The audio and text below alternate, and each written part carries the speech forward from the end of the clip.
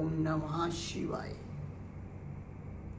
जीवन के अंदर स्वयं को स्वयं में स्थिर करना ही सच्चिदानंद भगवान की प्राप्ति है।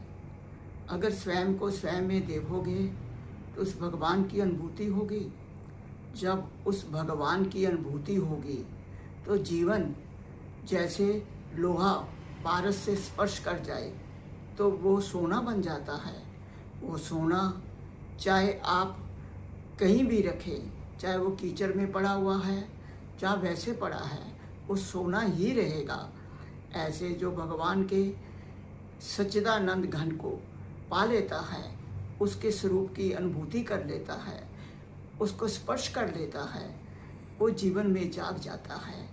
क्योंकि मानस में भी कहा, जानिए जब ही जीव जर जागा, तब रघुबीर चरण अनुरागा।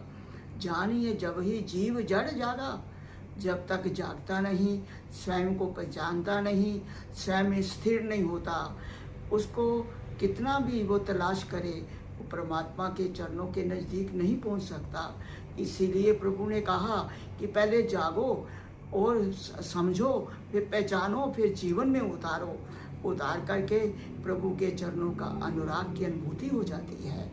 जैसे एक तलवार जो हिंसा कार्य करती है, जब वो पारस से स्पर्श कर लेती है, उसका हाव भाव वैसा ही रहता है, उसका आकार वैसा ही रहता है, कम नहीं होता, वो सोने की हो जाती है, फिर वो हिंसा नहीं कर सकती।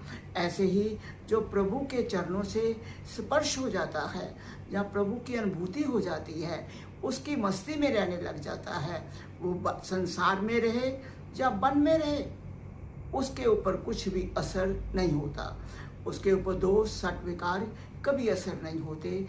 इसीलिए जीवन के अंदर प्रभु के चरणों को पाने की कोशिश करो, धीरे धीरे उसके तक पहुंचने की कोशिश करो।